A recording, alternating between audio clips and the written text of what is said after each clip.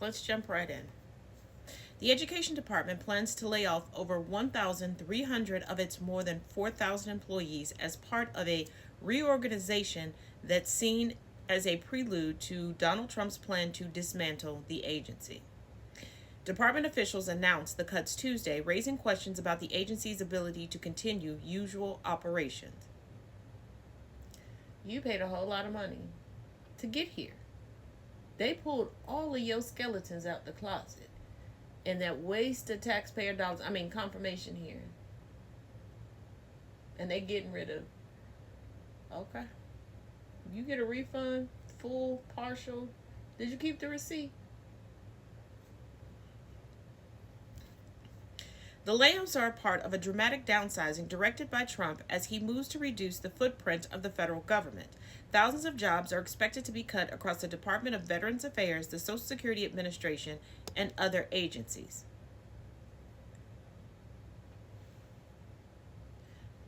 But Mike Johnson got on TV earlier today and said, hey, Democrats, help us pass this clean CR or you'll be responsible for delays and lack of employees for the everyday needs of U.S. citizens and residents.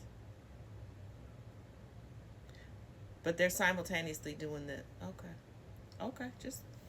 The department is also terminating leases on buildings in cities including New York, Boston, Chicago, and Cleveland, said Rachel Oglesby, the department's chief of staff. She said the changes would not affect the agency's Office for Civil Rights or its functions mandated by Congress, such as the distribution of federal aid to schools. No, it would just delay it heavily.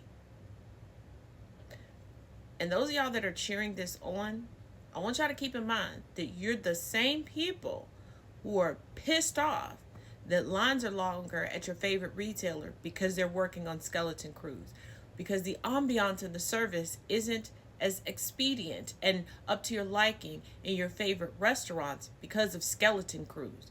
So how do you think a skeleton crew of a federal government is going to work? Mull that over a little bit. The Trump administration had already been whittling the agency's staff through buyout offers and the termination of probationary employees. After Tuesday's layoffs, the Education Department staff will sit at roughly half of its previous 4,000, Oglesby said. Education Secretary Linda McMahon told employees to brace for profound cuts in a memo issued March 3rd, the day she was confirmed by the Senate. She said it was the department's final mission to eliminate bureaucratic bloat and turn over the agency's authority to the states. That didn't work out so well before.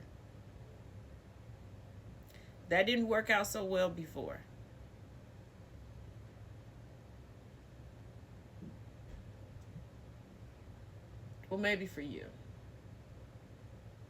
because you're white, but you're still a woman, so hope all your grandkids are grown and no longer needing education. And I hope they don't have any kids because they're gonna be dumber than you. The department sent an email to employees Tuesday telling them its Washington headquarters and regional offices would be closed Wednesday with access forbidden before reopening Thursday. The only reason given for the closures was unspecified security reasons. Trump campaigned on a promise to close the department, saying it had been overtaken by radical zealots and Marxists. He can't spell any of that, let alone define it. But, you can make anything sound like a dirty word or a bad thing, I guess. Could have just said it was overtaken by the boogeyman. His sycophants would have ran with it. At McMahon's confirmation hearing, she acknowledged only Congress has the power to abolish the agency, but said it might be due for cuts and a reorganization. Girl, we know how you reorganize stuff. We know your history with WWE. Whether the cuts will be felt by America's students, as Democrats and advocates fear, is yet to be seen.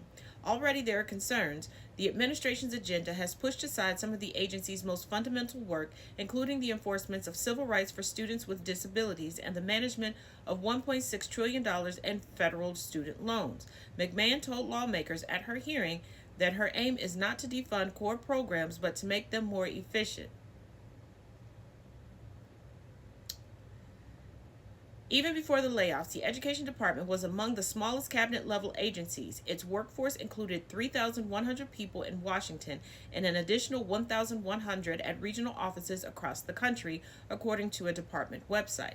The department's workers have faced increasing pressure to quit their jobs since Trump took office, first through a deferred resignation program and then through a $25,000 buyout after the offer that expired March 3rd. The buyout offer came with a warning that there will be significant layoffs in the near future.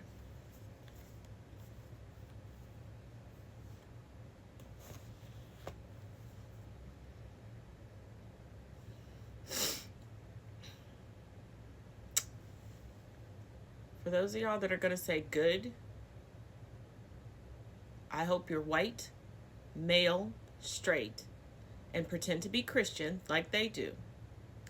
And I hope your children that are in the education system are the same, because other than that, they won't be servicing you anymore. Let us not forget the reversal of the Dobbs decision. The United States is about to turn into Incubators R Us. Say goodbye to innovation.